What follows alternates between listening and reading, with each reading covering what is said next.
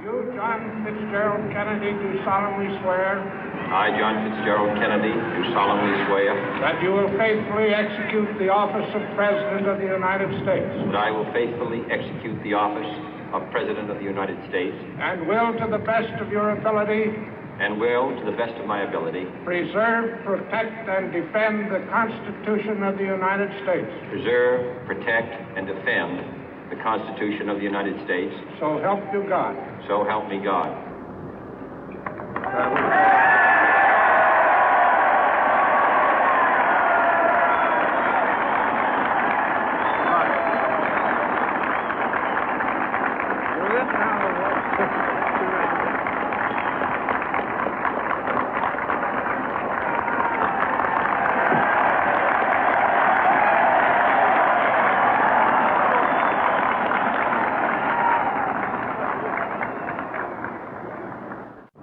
Vice President Johnson, Mr. Speaker, Mr. Chief Justice, President Eisenhower, Vice President Nixon, President Truman, Reverend clergy, fellow citizens.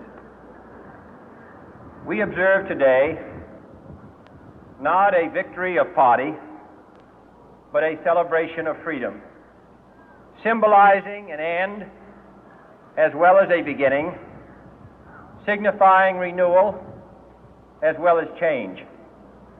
For I have sworn before you and Almighty God the same solemn oath our forebears prescribed nearly a century and 3/4 ago.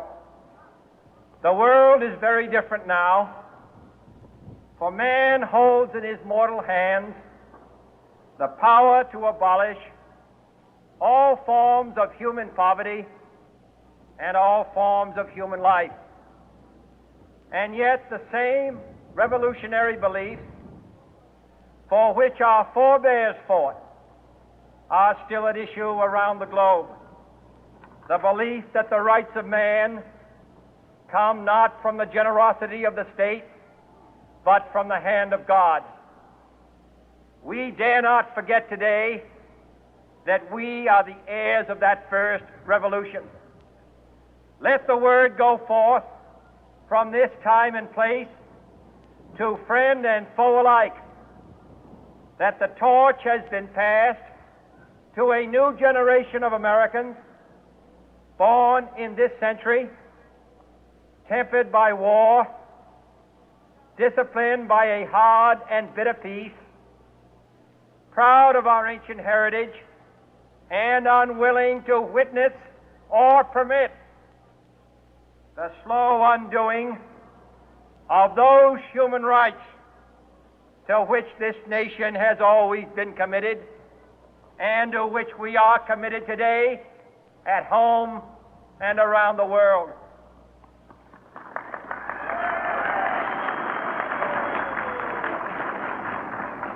Let every nation know, whether it wishes us well or ill, that we shall pay any price, bear any burden, meet any hardship, support any friend, oppose any foe to assure the survival and the success of liberty.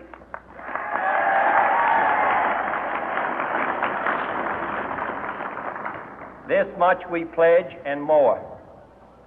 To those old allies whose cultural and spiritual origins we share, we pledge the loyalty of faithful friends.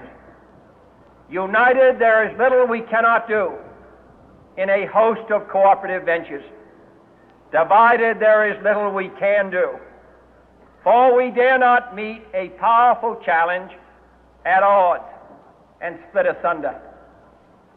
To those new states whom we welcome to the ranks of the free, we pledge our word that one form of colonial control shall not have passed away, merely to be replaced by a far more iron tyranny.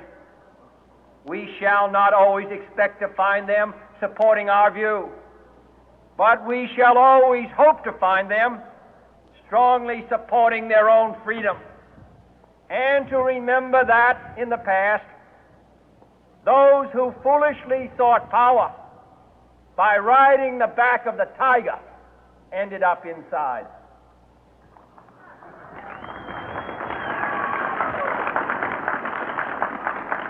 To those people in the huts and villages of half the globe struggling to break the bonds of mass misery, we pledge our best efforts to help them help themselves for whatever period is required, not because the communists may be doing it, not because we seek their votes, but because it is right. If a free society cannot help the many who are poor, it cannot save the few who are rich.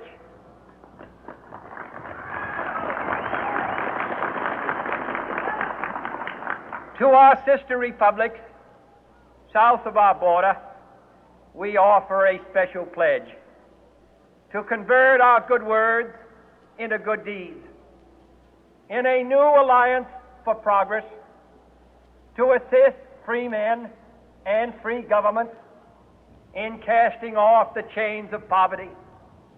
But this peaceful revolution of hope cannot become the prey of hostile powers. Let all our neighbors know that we shall join with them to oppose aggression or subversion anywhere in the Americas. And let every other power know that this hemisphere intends to remain the master of its own house.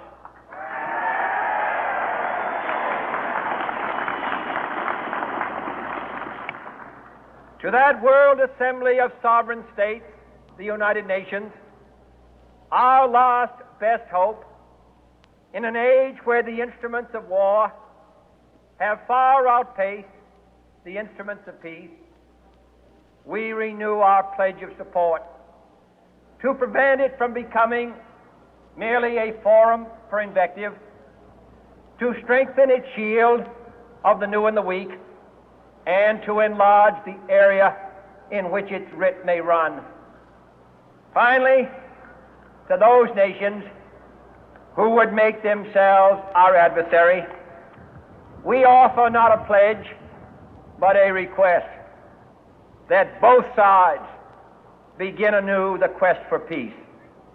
Before the dark powers of destruction, unleashed by science, engulf all humanity in planned or accidental self-destruction, we dare not tempt them with weakness, for only when our arms are sufficient beyond doubt can we be certain beyond doubt that they will never be employed.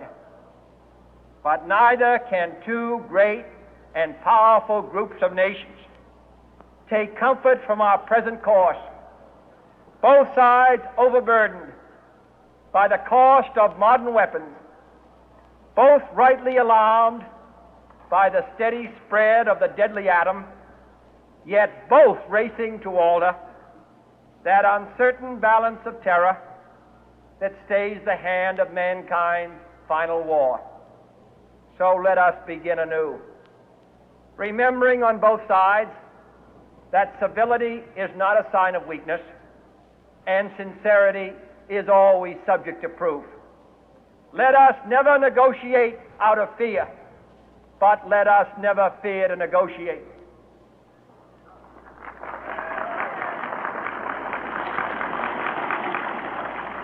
Let both sides explore what problems unite us, instead of belaboring those problems which divide us. Let both sides, for the first time, formulate serious and precise proposals for the inspection and control of arms, and bring the absolute power to destroy other nations under the absolute control of all nations.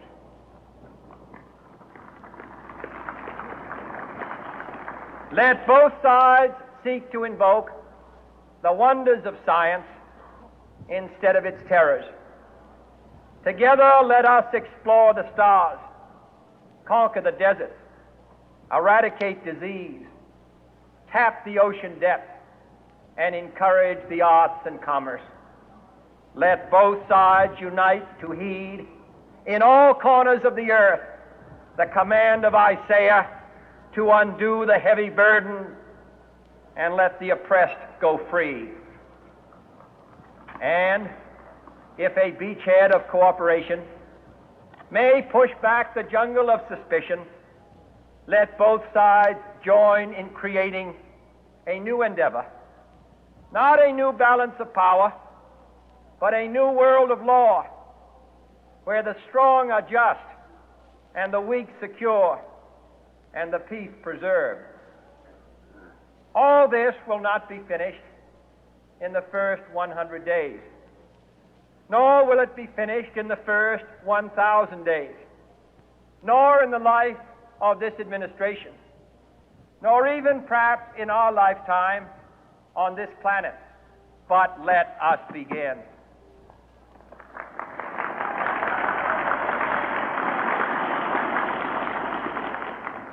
In your hands, my fellow citizens, more than mine, will